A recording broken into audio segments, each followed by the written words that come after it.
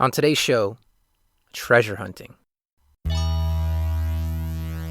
I'm Jeremy Fisher. This is the Aworkening.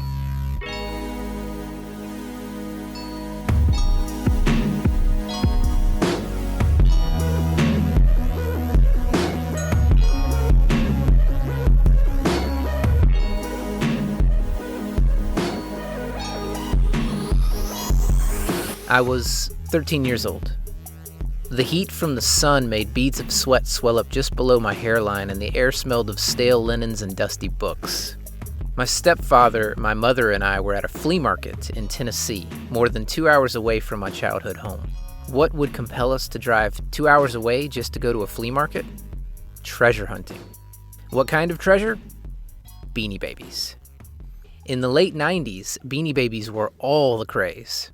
A $5 plush toy made in China could fetch as much as $5,000 in the US, depending on its rarity. And like many people who chased Beanie Baby riches, we were on the hunt. See, back then, demand for Beanie Babies was much lower in Tennessee than the bordering state that we lived in.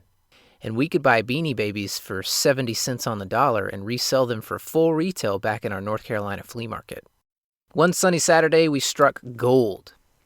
Tommy, my stepdad, noticed 3 out-of-package Beanie Bears that seemed to be off in the corner away from the rest of the seller's other items.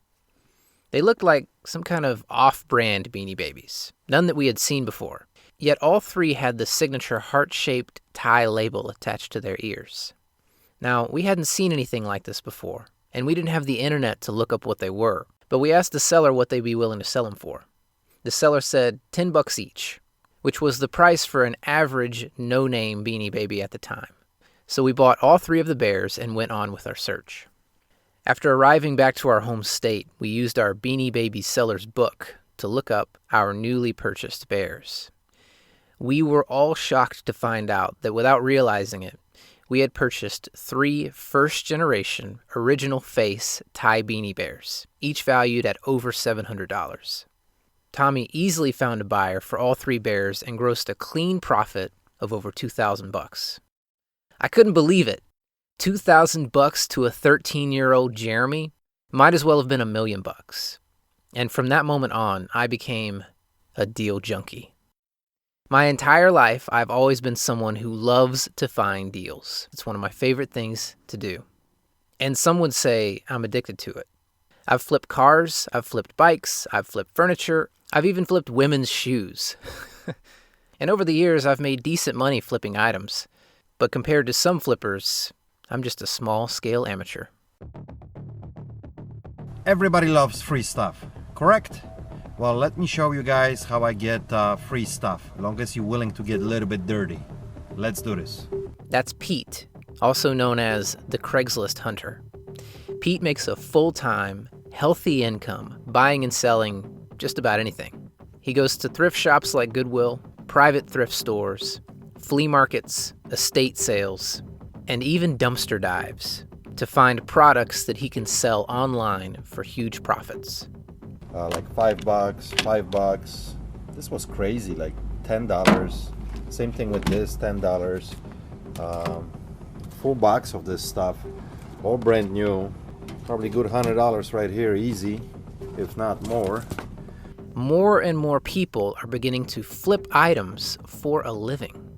There are a lot of titles being thrown around in this movement. Some are calling it arbitrage, some are calling it flipping, and other people are even calling it scavengering.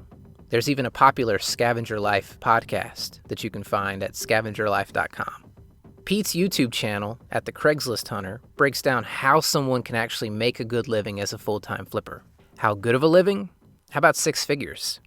It's a huge number when somebody talks 6 figures. Can you make that kind of money reselling? eBay, Amazon? Definitely you can. There's a certain strategy that you have to stick to it, create a plan and do this right. You gotta have a huge inventory to sustain that kind of income. And it's doable. I mean, it's very doable. Two people game, or even if you're a single person, you have an employee, you can hustle, 5-6 days a week and get enough inventory so you can list, you can bring enough items for your employee to list all that stuff, and eventually you will reach that 5,000-6,000 item inventory. It takes time. It's not going to happen overnight because you can only list so much per day, and it's got to be relatively quality listing as well too.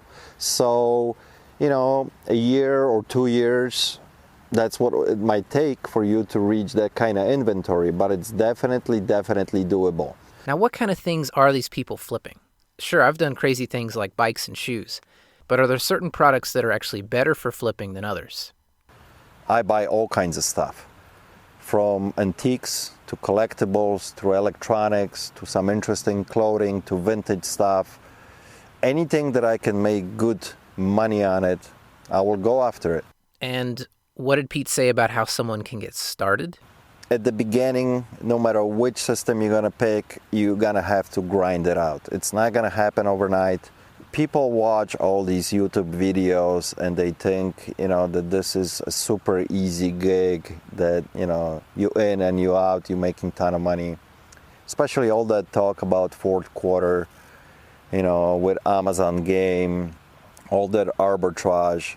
It's all nice and dandy, but this is only a couple months out of the year that you can really do this, that you can make some money, and it's extremely risky. I'm talking about a business that it's sustainable throughout the whole year. I've been doing this for a long time. I hear all kinds of stories. I hear all kinds of people talking crazy stuff. This is like any other business. You got to be committed to it. You got to invest a little bit of money at the beginning. Bigger money or smaller money, you got to invest a little bit. You got to have a cushion for yourself that you can be sustained, for a few months to up to a year, that you can survive doing this, because it takes a little bit of time. So, but it's tremendous business to be in. And really the only way, guys, to be successful, not only in this business, in any business, is to stay focused, to have the plan, to be committed, to grind it out at the beginning, and things will happen.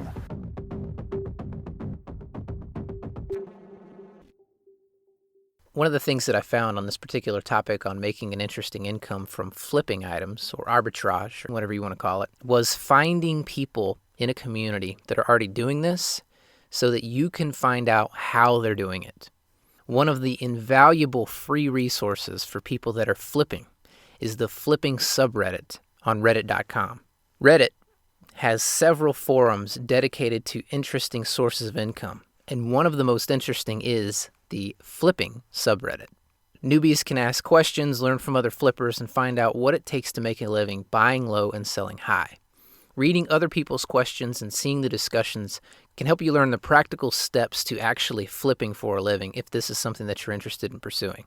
By the way, shout out to any of you listening now that are already members to the flipping community.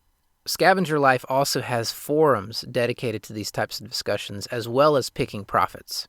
You can check out scavengerlife.com and onlinesellerforum.com. Chatting with and learning from full-time flippers is an incredible free way to get an education on how to flip things for a side income or even a full-time living.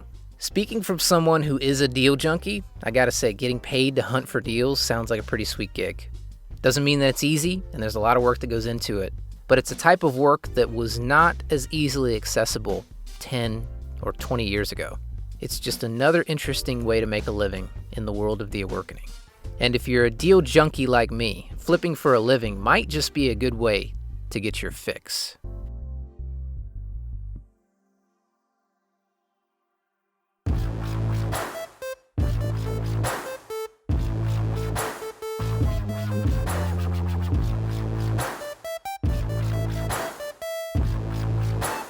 That's it for today's show. By the way, have you left a review for this podcast? I would really appreciate it if you did. And if you do leave a review, shoot me an email at jeremy@theaworkening.com and let me know, and I will send you a free gift. You can find side hustle and business ideas at theaworkening.com. If opportunity doesn't come knocking, let's build a door.